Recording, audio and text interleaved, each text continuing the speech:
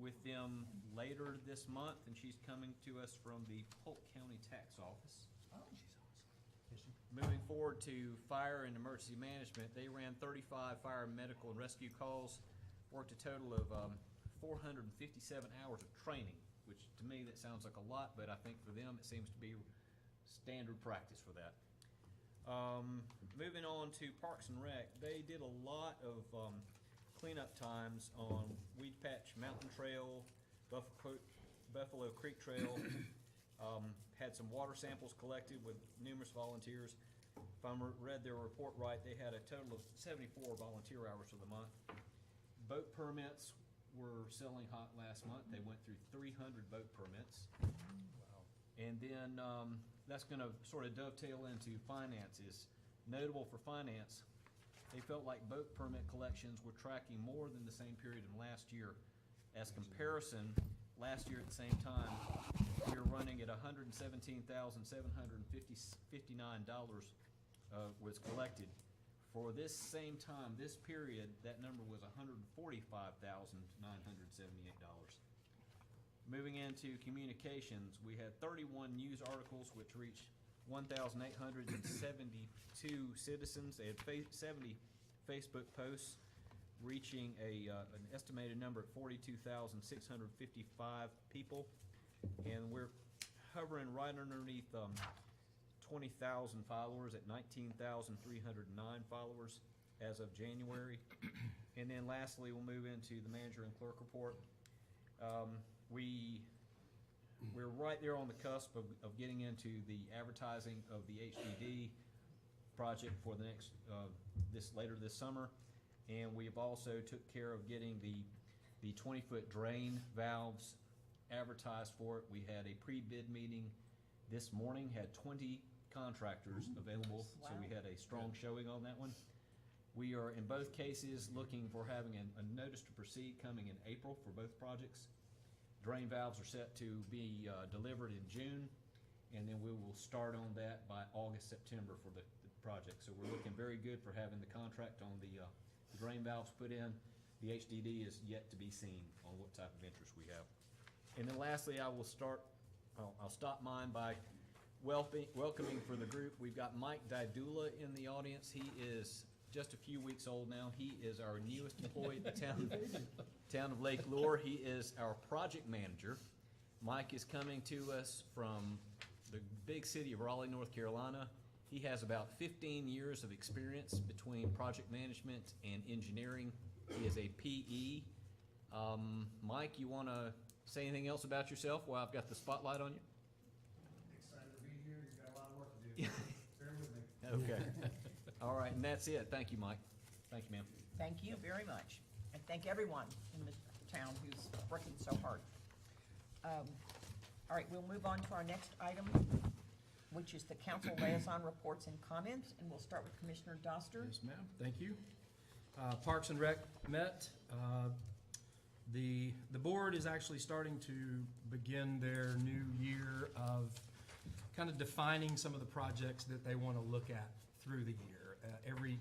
The past years, they've done things where they got really involved with the trails. They got a lot of that stuff done. So now they're kind of backing up and starting to decide, let's look at some new things they want to attack. Just a quick heads up, the Flowering Bridge, if you don't know, this is its 10-year anniversary. So make sure you visit that. Zoning and planning, we had discussion on permit fees. We have a lot of, I'm gonna use the word a lot, but we have folks that are starting work, significant work, and they don't have a permit. And they're just starting and we're catching them, basically.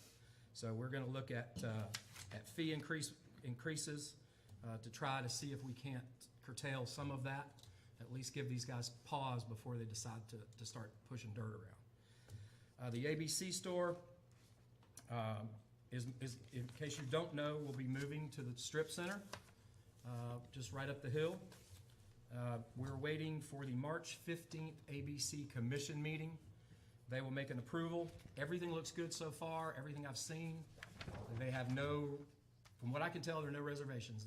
They're ready to go. And some of you may remember, I think this was visited a while back and it just never happened, but it will happen this time. We're headed up the hill. I want to thank Richard Sales, the chairman of that committee.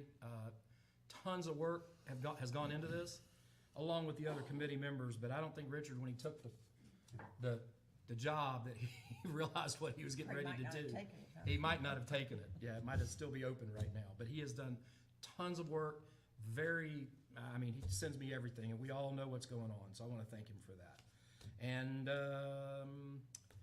that's all. All right, thank you very much. Thank you. Commissioner Diorio. Thank you, Madam Mayor. The Board of Adjustments did not meet this month, so that report is easy. The Lake Advisory Board did meet, and the board is monitoring very closely the progress that we're making on the lake use regulations, and I'd like to go through a number of things. Bear with me on this, but I think you'll find it very interesting information as we talk about what we thought the regulations would do and what the actual impact has been. Starting with the boater safety course, Parks and Rec has reported that over 300 people have taken the course and are licensed to operate motorboats on Lake Lure. That's good. Some folks come in a little skeptical about that, or they don't quite understand it, but after they take it, they quite understand exactly what's going on, and the feedback has been very positive as for the impact of that course. So that will continue on. And of course, Kat, this is for the police department, a shout out.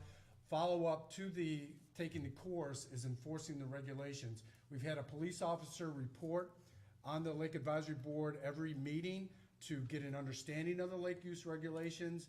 And I will tell you, Kat, that the Marine Commission and the Town Council, one and the same, is ready to support the police in enforcing those regulations as we move forward. On a second point, boat specifications. This one has been kind of a challenge. We're finding that there are a number of boats that have been previously registered out on Lake Lure, permitted, that have been out of specification. They're either too big or too heavy. Now we're taking 2 round turns on that, requiring the specification sheets to be recorded and filed in our system, and that's been going fairly well. There's been a challenge with older boats not having the specification sheet, and the fallback from Parks and Rec is to actually do measurements in order to get that on file. This is a one-time thing to do, and it's reaping a lot of benefits. We're actually removing a number of boats that were too big, frankly, to be on a 734-acre lake. Third point, out-of-state registrations. A number of people for years have had boats registered, because a lot of folks come from out of state, registered out of state, operating more than 90 days on Lake Lure, contrary to North Carolina state regulations. And so now we're backing that up by only issuing a 90-day permit to those folks. A number of people have come in. Now they understand the regulation. We have not issued one 90-day permit yet. Everyone has chose to go back out and register their boat in North Carolina to avoid that 90-day permitting. That's exactly what we encourage and would hope would happen, and it's happening, and there have been a number of those that have occurred. There's a couple of points that have come up from the community concerning lake use regulations, and when I say community, I mean Rutherford County, the surrounding area, as well as residents. The first misinformation that's out there is a notion that if you're a non-resident, you no longer have access to Lake Lure. That is not the case. If you're a non-resident, you have the ability to buy a daily permit, which is unrestricted in the shoulder seasons out of the main season, and to buy a daily permit during the week during the on season. That is to promote non-residents, particularly people that come in and rent VRBOs, and any local folks, from not bringing their boats on the lake during the weekends, which is where it's heavily congested, the most dangerous situations occur, and to operate the boat during the week where it's less congested, and we welcome those folks to come in, getting those daily permits and operating during that time. So there's a little concern out there that folks don't have access. That's not the case. You just have a little bit more restrictive access by using it during the week. The second notion that's out there that I'd like to get on the record is an idea, particularly from people that live in North Carolina, that since people that are residents of the state of North Carolina pay income tax to the state of North Carolina, And since the town of Lake Lure does accept monies to, for infrastructure on the lake, that those people ought to have unfettered access to unlimited access to the lake. Those funds, the point I want to make is those funds that we get, both at the federal level for American Response, American Rescue Plan funds, and for state funds, have nothing to do with recreational use of the lake. Those funds for the American Rescue Plan are provided to any community that needs to work on water infrastructure. That was one of the caveats, whether we had a lake or not. So there's no linkage to the federal money to recreational access. And on the state side, we received money in competition with other communities that had dams through the Dam Safety Office, endorsed by a number of other agencies. And that money was based on 3 factors. One, to ensure the integrity of a high-hazard dam to protect folks downstream in particular from the dam. Second, in conjunction with the Army Corps of Engineers, to preserve the waterfowl area that the lake provides, the environmental impact. And thirdly, to provide limited flood control in the Rocky Broad River floodplain for emergency management, particularly for FEMA. So we got money from the state based on those things, not the fact that we have a recreational lake. So in fact, you do not have unfettered access to the lake based on receiving those funds. So I just wanted to clarify those points because there's a lot of misinformation that's in the community about that. So we're tracking the impact of the lake use regulations. As the town manager talked about, it hasn't really slowed down the permitting process. Permits are coming. There is concern, but at the end of this process, particularly in the spring, with everyone getting the training and trying to alleviate the pressure on the small lake on the weekends for the summer, we are in fact increasing the safety margins on the lake, and that's what I'd like to report there, Madam Mayor. Thank you very much. Thank you. And Board of Adjustment did not meet, as you said. Did not meet, yep, did not meet. And just to announce is that Commissioner Proctor will be the council liaison to the Parks and Recs Board moving forwards. Nobody could know more about what has happened in Lake Lure than Jim Proctor, I can tell you, so he's the perfect person to be there as an advisor. I also wanted to let you know that the steering committee, if you'll remember, that steering committee does not meet on a regular schedule. That is the committee that is a real cross-section of people in our community, and we meet to determine what the use is going to be for the next year of the TDA money. So we will be meeting February the 20th at 1 p.m. Of course, anyone is welcome who wishes, to attend in the audience, but I think that's been a very successful committee as it gets input from people who, different parts of the community who are really affected by what the TDA money is used for. So we will now move to public comment, and I have 2 people who have signed up. If after those 2 speak, you would like to make a public comment, you're welcome to do so. You just need to come up to the podium and state your name and your address, and then everyone has 3 minutes. So I will ask Mr. Jay Dover to come up now, as he was the first person who signed up.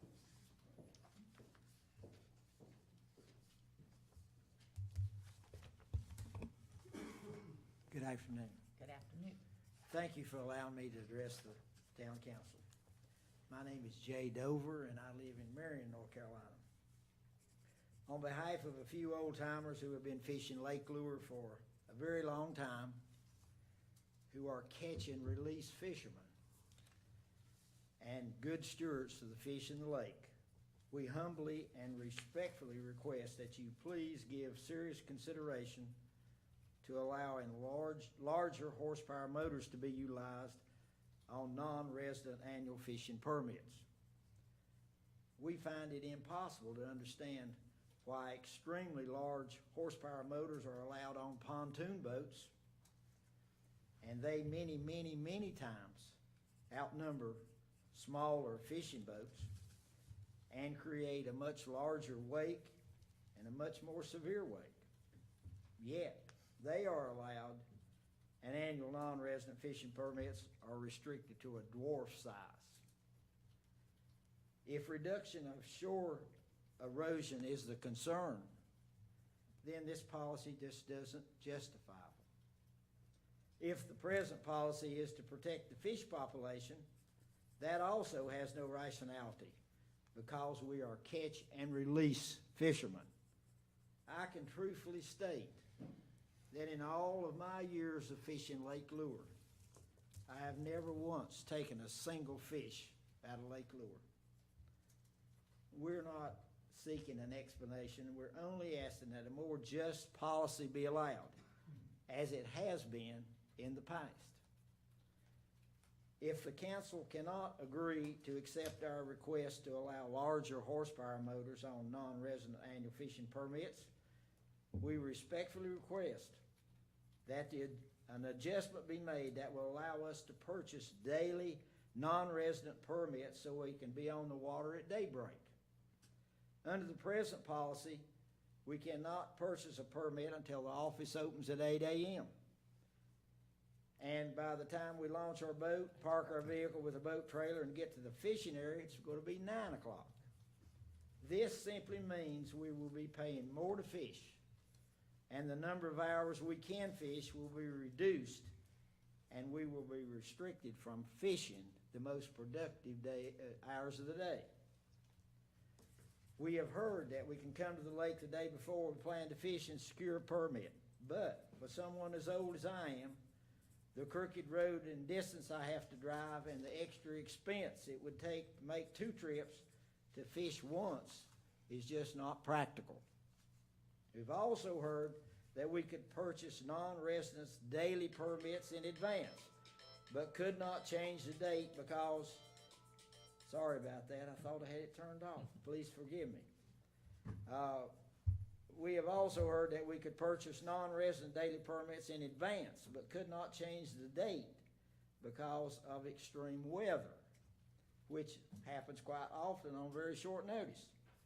It's not safe to be out on the water during inclement weather, so if we cannot request a change in the date to a better weather date, it would mean we would lose a day of fishing and the fee we paid. If considerations would be given to allow a change in dates for legitimate reasons, that could solve the problem. Another solution to the problem is to establish a lockbox, either at the office or at the launch area, and after insurance requirements and passing the safety test are met, fishermen could fill out the information envelope, place the fee in the envelope, place the envelope in the lockbox for an authorized person to pick up at their convenience. Fishermen would keep a portion of the information in their boat, and in the event they were checked by lake officials, they would have notification that what they had properly prepared. This system works very well for other daily to pay fish lakes. The simple and fair solution to the problem Mr. we're Dover, faced. I need to tell you, you're out of time, so just kind of wrap up what you have to say. I'll wrap it up. Thank All you. Thank you. I'm sorry. The simple and fair solution to the problem we're facing is to go back to the old policy to allow larger horsepower motors on non-resident fishing permits. And with sincere hearts, we pray that you will once again allow this. We extend you our most sincere and appreciated thanks for your consideration. Thank you Thank you. very much. Thank you. I'll give a copy of this to everyone. Thank you. Just so you won't I'm forget gonna- that we have deep concern. And we very much appreciate it. if we Dana, get the this is Thank you. not our usual, but since you do have some answers to those questions already, you are certainly welcome. You want to come up and maybe Thank you. do you need one of these, or do you know everything he asked probably? I don't, okay, so, what were the main Here. points that you wanted answers to? I think the horsepower on a fishing boat would be the biggest one. There is no such thing as a fishing boat.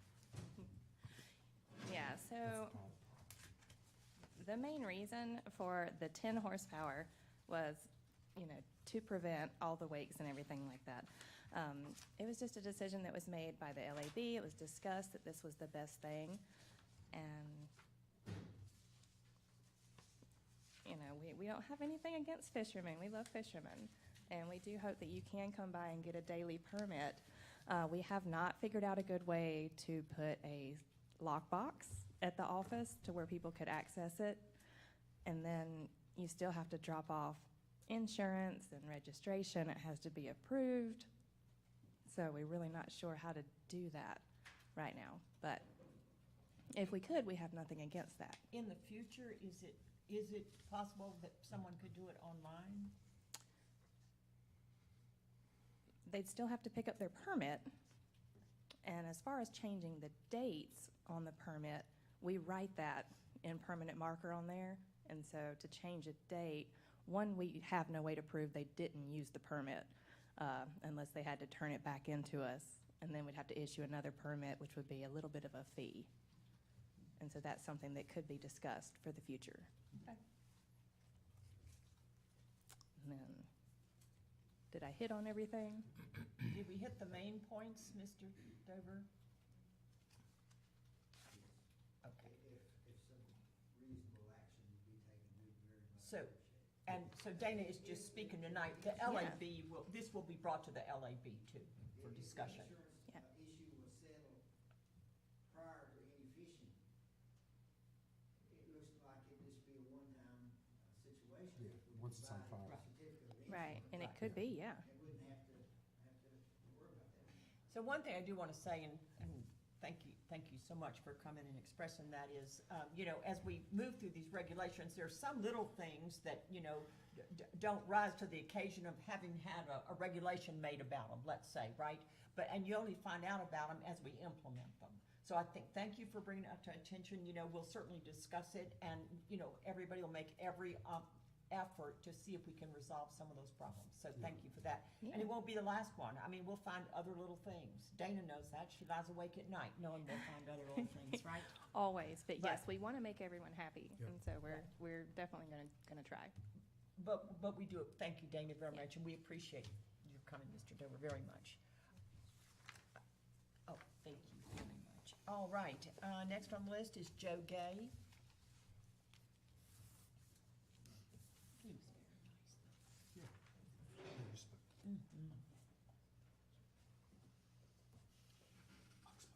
Thank you for the opportunity to speak today.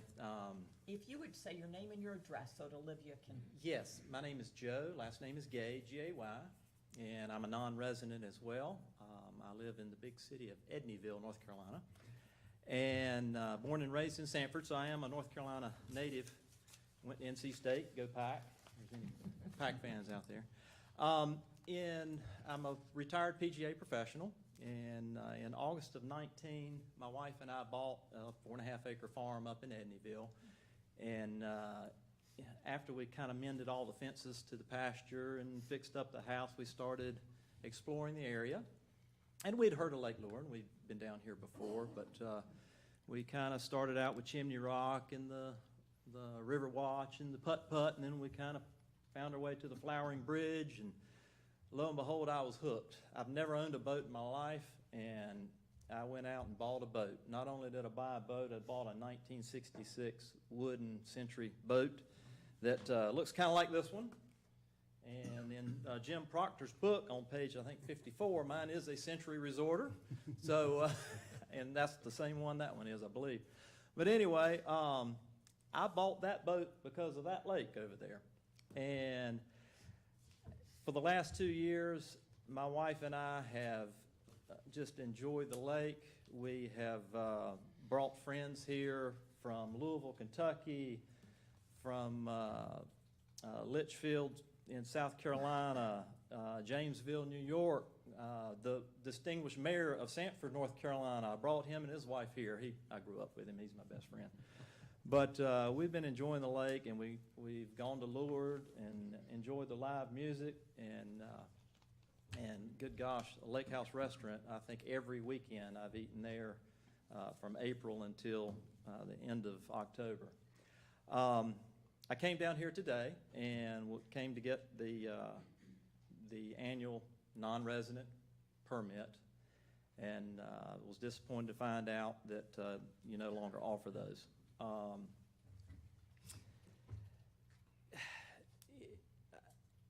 my marketing background, my business background, I think there's other ways to limit the demand for this stuff.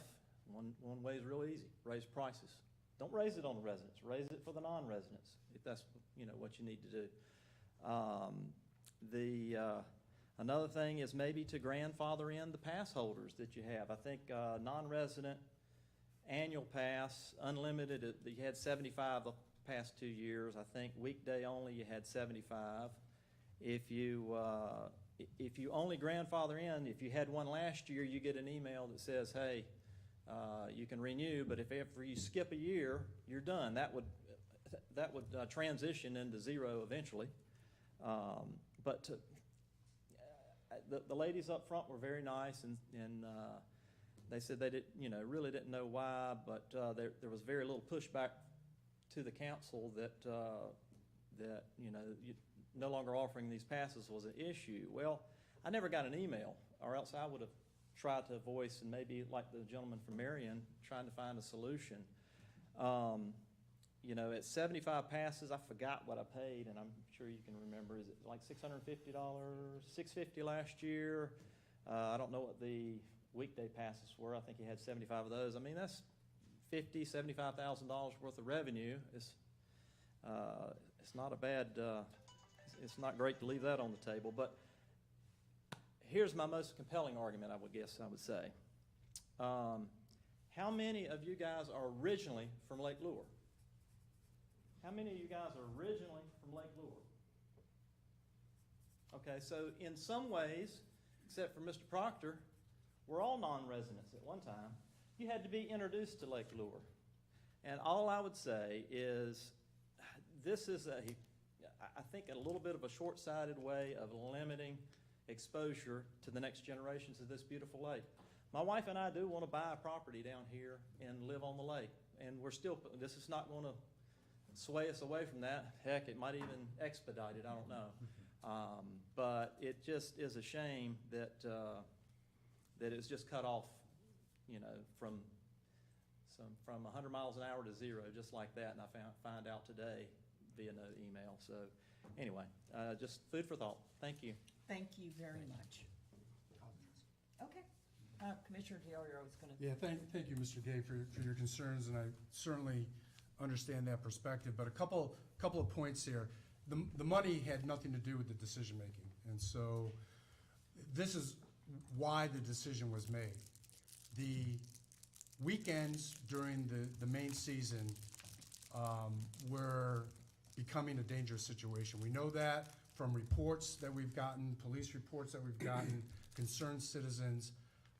We took a look, and the guiding principle that we've had for years is the 2006 boater safety study that said, and experts came in and said, for a 734-acre lake, this is the number of permits that you can have in order to maintain a safe distance, particularly with water sports to operate on the lake. Last year in particular, and this was trending upwards during COVID because a lot of people were coming in, we were busting that model. We'd never experienced so much usage within that model, particularly in the summer months. So the question came up, how do we alleviate the pressure on the lake on the weekends? We had a number of people that live on the lake that said, I won't go out on the weekends anymore, it's too dangerous. So something had to be done. So the decision was made to try to promote and encourage, particularly those people coming in from outside, including non-residents, including the local area, to have access to the lake, but to have it unlimited during the shoulder season. I mean, in the spring and the late fall, really doesn't matter. But to promote taking the pressure off on the weekends in the summertime by offering daily permits. So you can bring your boat on the lake just by purchasing a daily permit. And so that was a decision. You still have access, but that's to alleviate that pressure. So, yes, sir, go ahead. You're welcome. Yeah. I don't know all the rules very well. Can somebody renting a house Right. that has access to a boat go out on the weekend in prime season? No, if they bring their boat in from the outside, they're a non-resident. If they rent a house that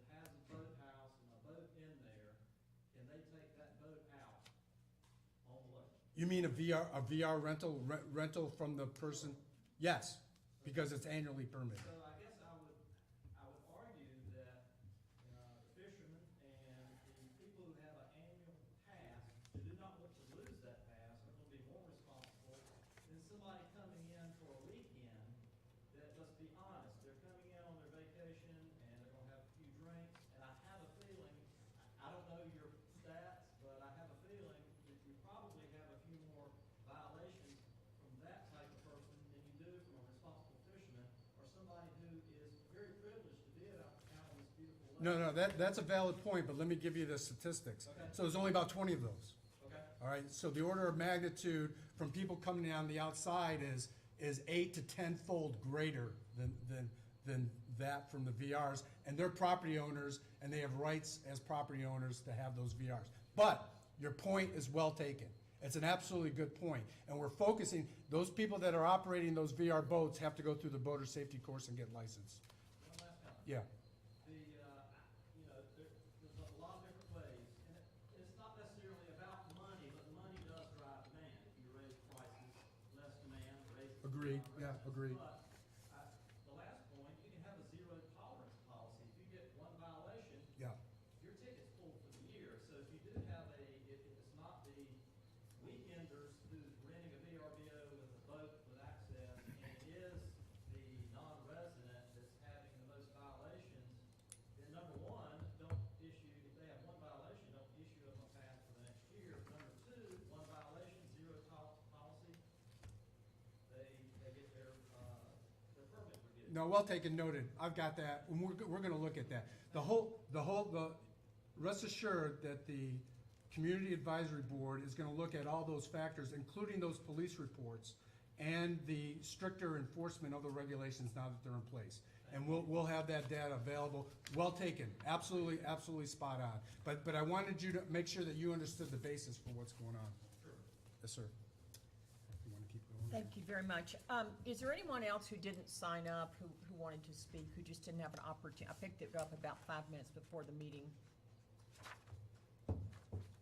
Well, as always, thank you all for coming. You know, what you have to say is so important, and we appreciate everything was said was thoughtful. So thank you for bringing that information to our attention. We will move on then to the next item. Get back here, which is the consent agenda. Haven't had an opportunity to look at the consent agenda. Do I hear a motion to accept the consent agenda? Are there Madam any Mayor, I edits? move that we approve the consent agenda as posted. I'll second that. All in favor? Aye. Aye. And the consent agenda is approved. What would we do without consent agendas, right? We'd be here till midnight, I can tell you. Right. Right. We will, but there's a lot of good stuff in there, so you should make sure you read it, because there have been people in the past who thought, well, I just really didn't know about it because it's on the consent agenda, so make sure you read that information. We'll move on to the next item, which is unfinished business, and this is facility leases, and I'm gonna let Mr. Perkins address that. Yeah, and I'll let Attorney Morgan jump in there here as well for this discussion for it. We at previous meetings have been discussing and proposing 2 leases for the town of Lake Lure for facilities. The first is a lease with a nonprofit for the operation of the Lake Lure Flowering Bridge. The second is a lease with the Rutherford County Tourism Development Authority for the Welcome Center. During our discussions previously on this one, Attorney Morgan and I were talking about it. There is a general statute that we had overlooked with providing notification to the public that we intend to enter into a lease or consider a lease. That notification has to be made 30 days ahead of the regular meeting for when you're going to consider that lease. Doesn't mean that you're going to accept the lease, it means that you're going to consider the lease at that time. So that hadn't done, and that requirement is for anything over a year. So for both of these cases, we talked about the leases for these entities that were going to be up to 10 years and to stop. So what we're wanting right now is to make sure that council's okay with us providing notification in a paper of general circulation in the county, One time, one time. at least and- 30 days in advance. It used to Right. be 10, but they upped it to 30. It doesn't mean that necessarily that we will approve a lease. It means that we will be considering a lease and have the option to approve that lease at that time.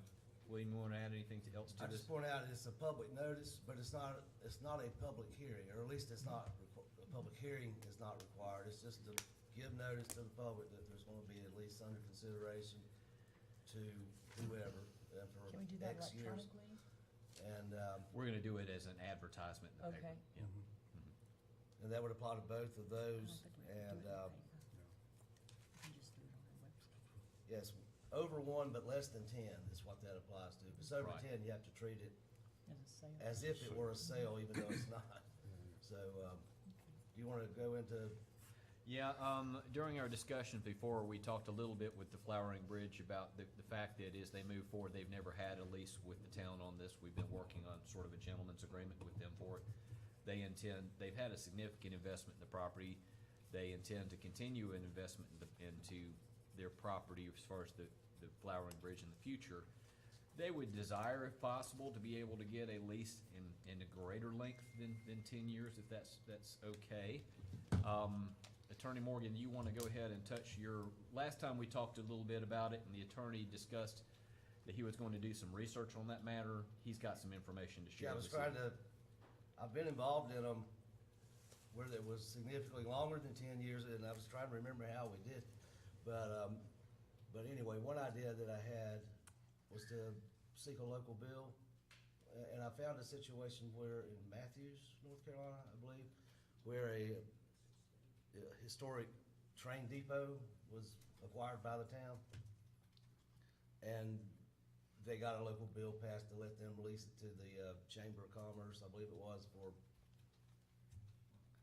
25 years. So it would appear that that's fairly non-controversial that we could do. See, when you figure out the number of years, you gotta add all potential renewals, or automatic renewals or whatever, to come up with a final number of years. It wouldn't mean you would be obligating it for 20 or 25 or whatever. You'd have that option, that opportunity to consider it without treating it as a sale if the General Assembly sees fit to. So today, I think Hank, he talked to the Metcalfs about that, but anyway, that's something that if the board's interested, we could Yeah. pursue. And the reason But we the bring that. deadline's right on top of it. It doesn't change anything for what we're gonna do on the immediate lease for it, because what we've got right now is, it needs to be considered much sooner than we could get a bill passed in the General Assembly. We could then revisit it later if we were successful in that one. But we do have a couple of deadlines coming up. The Metcalfs with the policy group felt like the best course of action would be going through the Senate for a request if the town wanted to pursue it. That deadline's on February 23rd, and we still have to write the legislation on it. So what I would like to see, if I could get some consensus and agreement from council, is if the council is in, or I guess at this point, I don't wanna say in favor or not in favor. Are you interested in pursuing local legislation to give the town the option in the future to be able to enter into it? And that deadline he's talking about is just for the members of the General Assembly to make a request to bill drafting office. I believe that's gonna be February 23rd for the Yeah, Senate. March And 6th then for March the House. is the House. But it's not I mean, it's just, it's sort of a placeholder, you know, you could always ask them to pull it. I mean, Right. I've got another situation in another town where we're having to get our request into the bill drafting office prior to deciding to ask for it, you know, in that case. But anyway, but yeah, the lease, the notice, it's just a technical requirement. It used to be 10 days and they moved it up to 30. And we would have been okay, but anyway, when I saw that, I was like, God, that's right, it's 30 now. So Yeah. unfortunately, we gotta jump through that hoop before we can. So I guess act on we it. got a couple of questions here. Are we good with providing notice to the public that we intend to consider leases in these cases next month at Yes. a regular meeting? And then two, to see whether or not we're interested in pursuing anything as a local bill. Yes, sir. If I'm adding correctly, if we advertise it starting tomorrow, we could not bring it up on the 14th of March Right. because that's less than 30 days. I think you had come up with 35 days. I thought I did Oh, it did you? real Okay. quick, and I did it in my head looking at the calendar, so I might have done it wrong. Heck, Yeah. I was just thinking that too. I got 4 weeks. Yeah, March 14th is 28 days ago. That's right, there's less days. Forget that. Yeah, I guess I did. February's only 20. So what we can do is, Does the consideration of the lease have to be at a regular meeting, William? Or can you do that at a special call if necessary? I would suggest That'd be bringing it right. up on our 22nd work meeting. I'll tell you here in just a second, if it says regular meeting or not.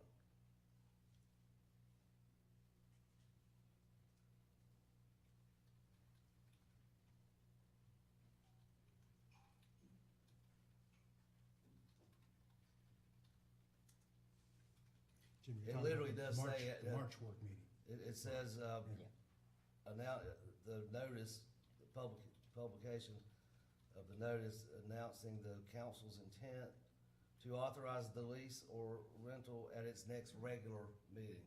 Okay, so it is confined to the regular meeting. However, you could bring it up at that meeting and You can make it a special recess meeting. that meeting for 2 days or 5, whatever it is, or to the next work meeting. You do it that way. Would it disturb anything at all if it brought up in April instead of March? Well, I was a little bit concerned, I hate to put Mr. Williams on the spot here, but they do have plans for it. If a further delay, Mike, in consideration of this lease, would that impact their moving forward on their education center? Yes, it would, because they don't have the right to do it without permission from the town. Okay. I thought we already did. Yeah, can we not just do a Well, month to month or and then redo this? what would constitute permission from the town for you? I think if the town council would approve it, by motion to approve the structure. I guess the new lease isn't necessary, but it needs to have a I thought we were gonna approve the structure. level approval. Here- here- here- If it's a permanent structure. I'm lost. I think at the March meeting, we could entertain a lease that's 11 months. 6, 11. And so, then, yeah. and then in April, relook at it and make it The what we new- really want. Whatever if we wanna do. Well, that would work then, wouldn't it? Yeah, because you don't Yeah, have to that works. advertise. Okay, for- all right, why don't we do That's what that I'm saying. then? Yeah, just go something short now. Yeah. Then we move after that. That's better. Is it longer than 12 months or It's up to a year. up to a If year? it's So we le- could go a if it's 12-month exactly lease. a year, I think you're okay up to and including. That's why I said 1 year. 11 The months, 12th right? month. Right, So like Jim said, 11 months, and then Yeah. we just look at it so, again. I make a Okay. motion that the town manager advertises for a lease. We bring up an 11-month lease on the regular meeting, March 14th, and then relook at a 10-year lease on April 11th. And I also would attach to this motion to go ahead and seek the legislation. For Start. exceeding, okay. right. That work, we do it with 11 month, it doesn't even, we just go ahead and do the ladder for the 10 You could year. actually do the, Yeah, and then 11-month the 11 lease month, right now, right. if you wanted to. I mean, But but I mean, I don't know. I want to if look you're at some prepared. details on the leases. Okay. Yeah. Okay. Yeah. We're, Do I we'll hear a do, second then? well, what we'll do is we'll do the next regular meeting, can we do 11 month and automatically, and then just publish notice now that we intend to consider it at the next regular meeting after that for. Well, that works because it's gotta be at least 30, but it doesn't mandate how early you can do Okay. it. You can go ahead and advertise it. And then for the TDA, since they're not under any pressure and they're month to month at the moment, we'll just go ahead and plan to give notice for the April meeting for that lease, since they're not under any kind of consideration for So, being squeezed. second for your motion, Second? all in favor? All right. And the motion passes unanimously. So that, we can consider that good for both leases as far Right. as the consideration for the 10-year leases and April. Yes. If that's what his intent, Jim's intent was on his motion, Is that your intent? Yes. Okay, all right. All right, Okay. thank you. Perfect. We'll move on to new business then, and there's several of these that are the same but different parties, so we'll have to address each one individually. First is a request for town council permission to dredge around lake structure located at 104 Quail Cove Road. Mr. Perkins, I'll let you, I'm gonna turn this over to Mr. Williams, who has Okay. joined us here to cover all of these dredging requests. Can we do them all at once? can't we do them all at one time? Would That's you be fine with okay me. with that? Yeah.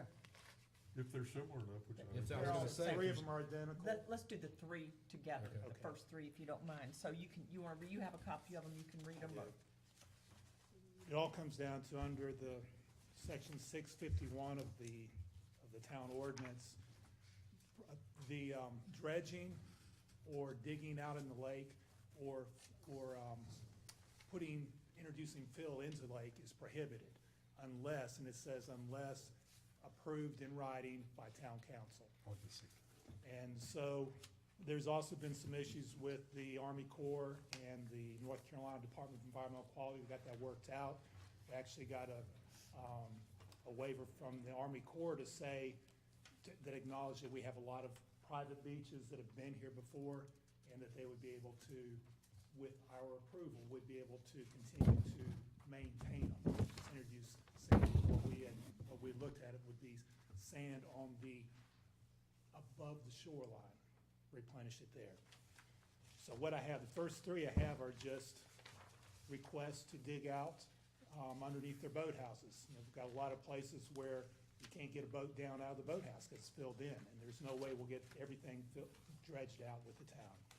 So the first one is 104 Quail Cove Road, and they gave us a site plan showing where the digging would be, and it's about just underneath the boathouse. Second one is at 255 Deerwood Drive. Actually, that's the third one. And then 191 Lakeview Road. Okay. They're all exactly the same, digging out just underneath the boathouse. The spoils have to be removed from the lake, have to be either taken out, taken off site, or distributed up there on the shore, on the upland property. Same contractor is doing the work for all three of them. you could take it out of the lake and put it back up above the upland? It can go, if it's secured up above, it can go in. So eventually, We could say- it'll be back in the lake. It could be, just like everything up on the shore could. Now, Yeah, that's. but that's not, you already took it out But once. your approval is what's Right. going to determine it. I got it. So we can say that it's going to be, that it can be dug out and has to be removed from the property. However you wish to do it. How often has this happened? I mean, I I know think- I've only been well, here for a short time. I just came in, I've been out of town for the last 2 days in a class, and I got a call this afternoon that somebody was digging out underneath the dock and shoveling it out into the lake. So, I had somebody Rick was out there today to, let them know that that's not copacetic, and so that was ceased.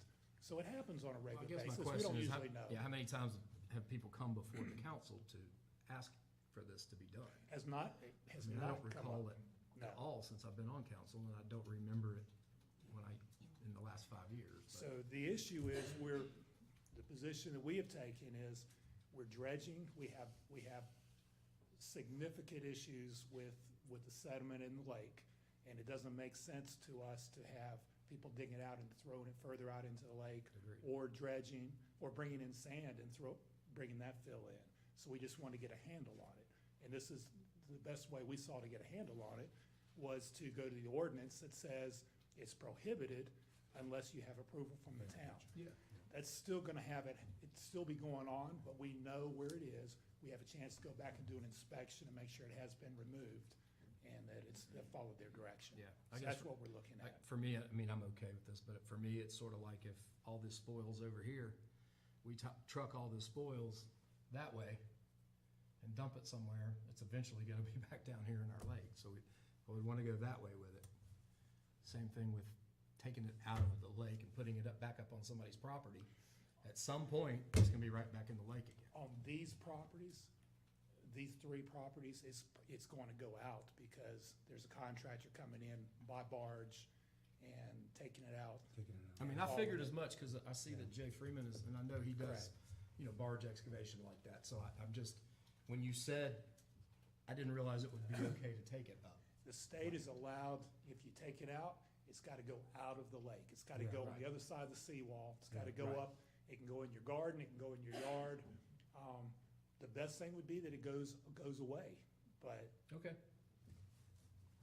on these three, I mean, it would be dead to horse. allow the contractor to come in by barge to dig out underneath the boathouse. They're all about a 10 by 20, something like that, area, and remove it. And we Okay. need a written approval for them to be able to do that. All right, can I hear a motion then to, Madam Mayor, I move that we, town council grant permission to dredge around lake structures located at 10412 Cove Road, 191 Lakeview Road, and 255 Deerwood Drive. all right, second, Second. all in favor? Aye. Aye. And those three requests were approved, and we'll move on Thank to you. you already mentioned it, The to D, request to add fill for maintenance of Brumling Ball Resort Beach located at 153 Mountains Boulevard. And that's Rumbling Bald. We have, the issue came up this past year with people bringing in sand, which is an issue. It can be a big issue when you got loads of sand being dumped into the lake, and then we're spending money to dig it out on the other end. The Army Corps got involved, and the Army Corps actually told us, you need to get a handle on this, or we're going to take care of it and just say there will be no beaches on the lake at all, which is not desirable. We have the town beach, we have Rumbling Bald, and then we have some private beaches. So we have gone through, we haven't been able to contact everybody yet. We've gone through and identified the existing private beaches, and the Army Corps came back and said, if it's an existing beach, whether it's Rumbling Bald, who's asking right now, or the town, or a private homeowner, they can resand it, be above the water line, and just resand it. And that's what Rumbling Bald's looking at. They have a dredge permit already, but they are dragging some sand that's gone down there, pulling it back up into that area, and then they're gonna bring in the additional sand. Okay. Hear a motion then? And it's our position to recommend it. Make a motion to approve authorization of written approval from town council to allow applying 150 to 200 tons of sand to the beach area at and above the normal shoreline of 990.5 for the maintenance of existing beach located at 153 Mountains Boulevard. All right, second, I'll second it. all in favor? Aye. All right, then that request is approved. Mike, thank you so much, we appreciate that, and I'm going to assume that we're gonna have more of these requests, since this has never been in the future.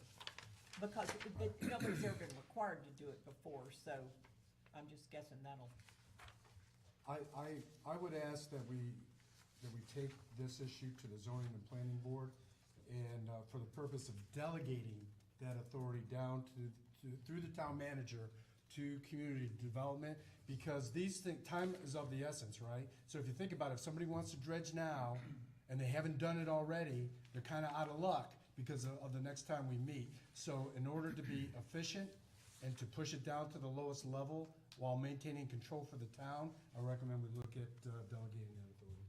Yeah, let's put that on bring it up. They just require an ordinance amendment. Yep. Mm-hmm. That's kind I'll of go through vague, zoning. Yeah, yeah. okay, that's All right. good, thank you. thank you. Thanks. Thank you very much. All right, we'll move on then to item E, board member appointments, and we'll start with Commissioner Doster, ABC Board. Okay, thank you.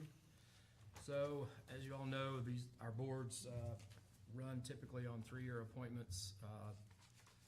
We are up this year, we've changed how we do this. We used to appoint boards at the beginning of the year, actually in December, for a January 1st approval. We've moved it to March 1st would be effective, everybody's effective date now, so that an incoming council would not have to have their first night to try to nominate board members when they really didn't know anything about it. So we've moved that. We are at that point this year. So the first board would be the ABC. We have two candidates who are seeking reappointment, Bob Cassano and Richard Sales. And Richard is the current chairman of that board. We also will have a new member, our last chairman, Linda Samarata, and I want to thank Linda. Linda came onto that board around 2014, 2015, so she's been serving on that board for a very long time. And I just want to make sure that we thank her for all that service. She's done a great job, and she finally said, okay, I'm throwing in the towel. I'm going to go watch TV, so good for her. But I want to nominate our new member, Trace Boswell. Trace has a big history of operations, and as we have no other people, sorry Trace, I mean make you feel bad. Nobody else wanted it, so it's you. I just want to, if you guys, I don't, how we do, you guys vote on him now? Do we do that now? Yeah, you should make a recommendation. I gotta make a recommendation that we vote Bob Cassano, Richard Sales for reappointment, and for a new board member, Trace Boswell. I'll second that. All in favor? Aye. Trace, you wanna hold your hand up? Welcome. Thank Thank you you. so much. Thanks for doing this. I'd just like to say the ABC board over the last year has really just improved so much, and really things, gotten everything together. So we appreciate your stepping in now, but we also appreciate and everything that Scott has done too. It's, and Jim, for that, it's big difference in the way we were before last year. Yep. So do you have any, you don't have anything for zoning and planning, do you? Yeah, but should we go in order, or just? Do yours, yeah, Okay. just do yours. All right, give me a second then. I gotta find it because it's back here. See, you didn't tell me you were gonna do that, Cal. Gotta keep you on your toes, Scott. There we go. So you zoned out? That's right. So I just zoned it. All right, zoning and planning. We have currently one reappointment, Randy Nelson. Randy's been on the board for, let's see, I think Randy's been on board for at least 2 terms. We also have our current chairman, Tom McKay, will be leaving the board. Tom's been on that board for just about as long as Linda was on the ABC.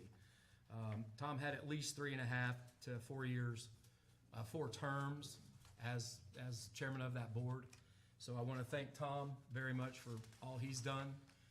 We did get a great recommendation, and I'm not sure he's actually sure what he stepped into either, but we'll find out shortly. But I want to recommend Ken Williams to fill the empty seat vacated by Tom McKay. So I make a motion to do so. So there's 2 positions. Randy and Ken. Yeah. Yep, I'm sorry. Make an amendment to reappoint Randy Nelson and then to appoint Ken Williams. I'll second that. All in favor? Aye. Then those appointments are approved. Thank you. Ken, All right. wanna raise your hand? And there he is. Thank you for your service. Thanks, Ken. All right, we'll move I then. have Flowering Bridge. Oh, Flower Bridge, I'm sorry. That's okay. So Flowering Bridge, well, I do have, give me a second. There it is. That's not a board. That's not a board. That's not a Park board. No, that doesn't, we need to do that? Okay. That's not a board. Oh, okay. You think What did I Parks and- say? you said Flowering Bridge? That's Mo's fault. It's completely Mo's fault. You got Parks and Rec. Yes. Parks Parks and Rec Board. For some reason, she thinks that's the Flowering Bridge Board too. She's not here, that's why I said that. Yes, we have 3 people seeking reappointment, Mo Bay, Bill Massey, and James Walters. And then we also have a vacancy for an alternate, and the board selected Ozzie McFarland to take that empty seat. And I would like to appoint as reappointment Mo Bay, Bill Massey, James Walters, and then also to the appointment of Ozzie McFarland. All right, I'll second that. all in favor? Aye. Then those appointments are approved. Ozzie, Ozzie? thank you. Welcome. Thank you Appreciate very it. much. Thank you very much. That's it. That's all. All right, then we'll move to the Lake Advisory Board, Commissioner Yeah. Doster. That's me. Dioria. Diorio, so sorry. Yeah, the other Doster, it's okay, we're good. Lake Advisory Board, There are 2 upcoming vacancies with 3 people that have applied to them. I'm recommending going to the existing members that want to extend on the board, Mr. Gary Hatzenfuss and Mr. Mark Helms. Both of them bring a unique experience to the Lake Advisory Board. Mr. Hatzenfuss is our expert on fisheries in the lake, including the orchestration of getting bait fish involved in testing. So I'd like to extend him. And Mr. Mark Helms, who represents liveries on the lake and his extensive experience. So without further ado, but Mr. Honorable mention, Mr. Charlie Nance has applied. We'll keep him in reserve perhaps for a future date. So I propose that we appoint for 3-year terms Mr. Gary Hassenfuss and Mr. Mark Helms for the 2 vacancies on the Lake Advisory Board. I'll second. All in favor? Then Aye. those 2 appointments are approved. And I believe that is everything. Nope, Board of Adjustment, Oh, Board Lake of Adjustment, Structures. sorry. We're close, I have that on but here. we'll be quick. So It didn't make there's the 2, Oh, there you go. there's two vacancies on the Board of Adjustments, Lake Structures Appeals Board.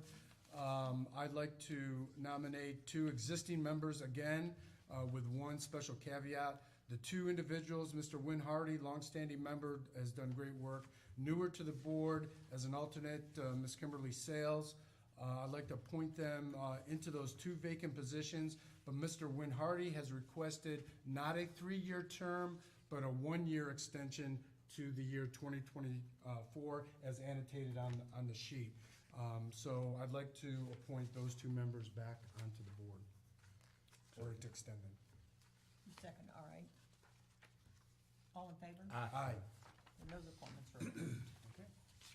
So thank everybody again. You know how important these advisory boards are. We have so much wisdom and experience in this community, and it's just great that we're able to draw on that. So I think we've really come a long way once again in the last year. I think everybody's much more knowledgeable about what is required, what the mission of their board is, and what's required to be a board member, and what's expected of them. So we appreciate your giving your time. I know sometimes it takes a lot of time, so we appreciate that very much.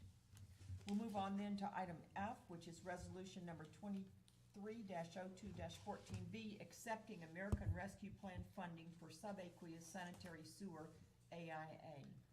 Okay, thank you. Back in October, we had the council approve a scope for, Labella worked on this with us for approval. The AIA is an asset inventory assessment. This is a non-match required grant for $200,000. It's associated with the American Rescue Plan.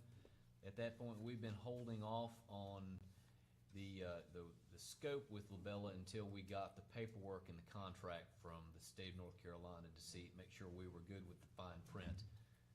And like always with the state, there's plenty of fine print, but we've gotten a chance to evaluate it. We've met with Labella, gone over the proposed scope, talked about how we'll move forward.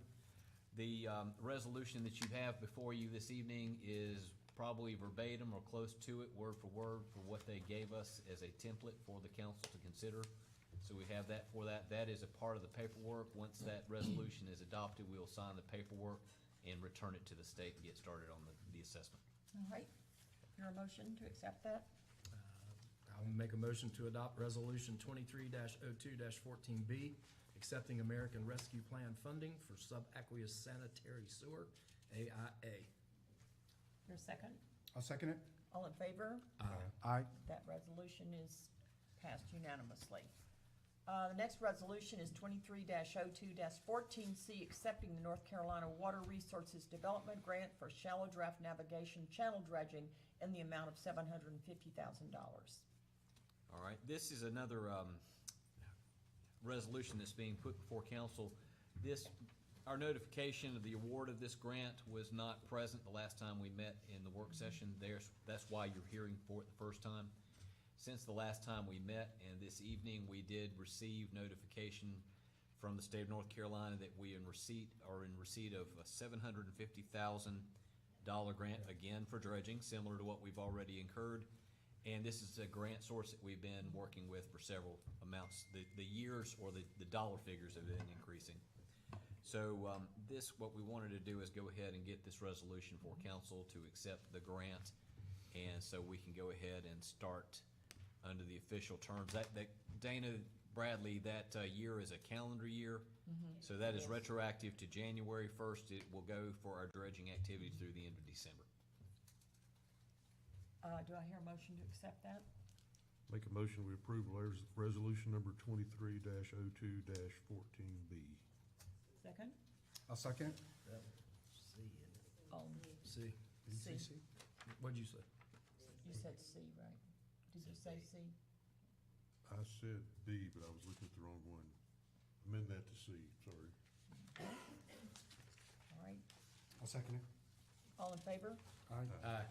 And that resolution is passed unanimously. It's very difficult not to pass a resolution that says we'll accept the money that's been given to us, so. Did we ever say no? That we've I don't think- already I don't think we would say no. Yeah, I don't recall. hard pressed to do that. So that is the end of our agenda for tonight, except for the closed session, and we will go into closed session, and then there's no business after that. So we'll take a 5-minute break if y'all would like to. You all are welcome to have some more refreshments, and then we are going to retire to We need to the make a motion. conference room. We need to Yes. move. Do I hear a motion to go into Yeah, closed Madam Mayor, I session? move that we move into closed session in accordance with GS 143-318, TAC 11, Alpha 3, for attorney-client privilege or legal claims. Second. Scott Doster, all in favor? Aye. All right, we will go into closed session. You may have 5 minutes to eat, smoke, drink, whatever it is you want to do.